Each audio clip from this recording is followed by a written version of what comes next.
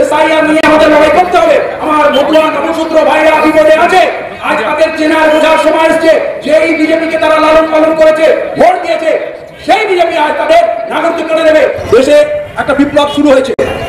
একদিকে হিন্দুত্ববাদী গেরুয়া শক্তি, আর তার উল্টো দিকে দাঁড়াচ্ছে নীল ঝান্ডাওয়ালা আম্বেদকরবাদী শক্তি। निकले यार मकानों से, निकले यार मकानों से। चुनी जब जब जुल्म करेगा सत्ता के गलियारों से। आवाज दो।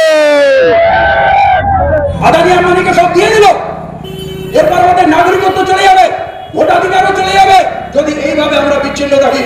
যেখানে পিছিয়ে পড়া সমস্ত মানুষকে এক করা হচ্ছে, শিখ হোক, জৈন হোক, বৌদ্ধিস্ট হোক, কামতাপুরী, শেরশাবাদী, আদিবাসী, সাঁওতাল, কোল, ভিল, মুন্ডা, মুসলমান সবাইকে এক করার একটা প্রচেষ্টা হচ্ছে। चुनी जब जब जुल्म करेगा सत्ता के गलियारों से। একটা বিপ্লব শুরু হয়েছে।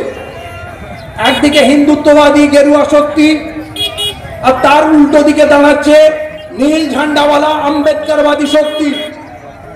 যেখানে পিছিয়ে পড়া সমস্ত মানুষকে এক করা হচ্ছে, শিখ হোক, জৈন হোক, বৌদ্ধিস্ট হোক, কামতাপুরী, শেরশাবাদী, আদিবাসী, সাঁওতাল, কোল, ভিল, মুন্ডা, মুসলমান সবাইকে এক করার একটা প্রচেষ্টা হচ্ছে।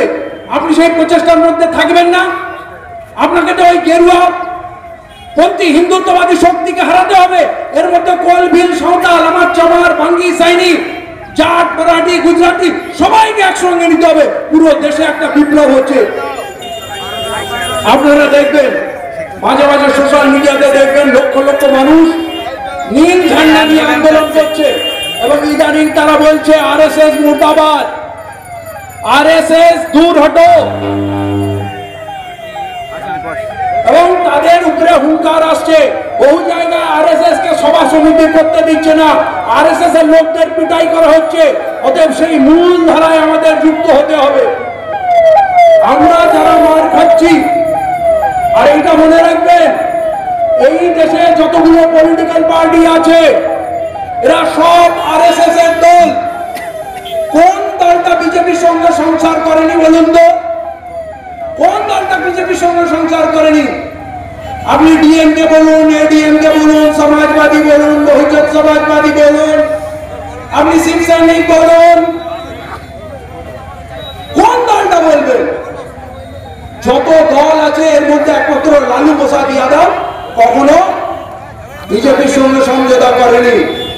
কংগ্রেস বিজেপির সঙ্গে হয়তো সংসার করেনি, কিন্তু বিজেপিকে বহু ক্ষেত্রে বাঁচিয়ে এসছে। গুজরাট দাঙ্গার পর বিচার দিতে কংগ্রেস পারেনি, আহসান জাফরির হত্যাকাণ্ডের বিচার দিতে পারেনি। বহু কাণ্ড ঘটে গেছে, আজ পর্যন্ত দাঙ্গা বিরোধী একটা আইন আনেনি। এরা সবাই আমাদের ভয় দেখাতে চায়, মারতে চায়, আর আমরা একবার একবার করে পাল্টে পাল্টে সরকার আনতে চাই। কিন্তু ৭৯ বছরে আমরা কিন্তু সুরক্ষিত না। আজ এমন একটা অবস্থা এসছে, সব তো চলে গেছে, আদানি আম্বানিকে সব দিয়ে দিল, এরপর আমাদের নাগরিকত্ব চলে যাবে, ভোটাধিকারও চলে যাবে যদি এইভাবে আমরা বিচ্ছিন্ন থাকি।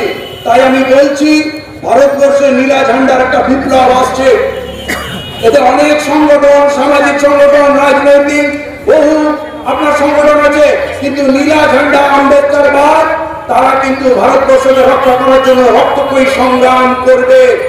কাল আপনার সঙ্গে অন্য সম্প্রদায়ের মানুষকে লড়িয়ে দেওয়া হবে, তো আজকে তাদের তো আমাদের সঙ্গে নিতে হবে।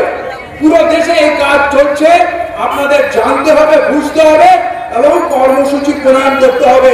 এবং যদি আপনারা সঙ্গে অন্য সম্প্রদায়ের মানুষকে নিতে না পারেন, আজ আমি কেন বলছি এসআইআর নিয়ে আমাদের লড়াই করতে হবে।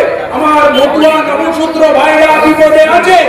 আজ তাদের চেনার বোঝার সময় এসছে যে এই বিজেপিকে তারা লালন পালন করেছে, ভোট দিয়েছে, সেই বিজেপি আজ তাদের নাগরিকত্ব কেড়ে নেবে। এরা ডকুমেন্ট দেখাতে পারবে না। 2002 এর লিস্টে 2003 এদের নাম নেই, কারণ তারপরে এসছে লক্ষ লক্ষ মানুষ। এরপর এদের নোটিশ পাঠাবে, ডকুমেন্ট চাইবে, কিসের ডকুমেন্ট দেখাবে? তার জন্য বলছে কেউ 1 কোটি, কেউ বলছে 1 কোটি 20 লাখ, 1 কোটি 30 লাখ লোকের নাম বাদ যাবে। তাহলে তারা কি করবে? তারা তো দেশ থেকে চলে যাবে না। আজকে তাদের কৃতদাস বানাবে, তাদের ভোটাধিকার কেড়ে নেবে, তাদের সমস্ত জমি জায়গা, রেশন কার্ড, আধার কার্ড কেড়ে নেবে। কিন্তু আজ যদি আমরা বসে তামাশা দেখি, কাল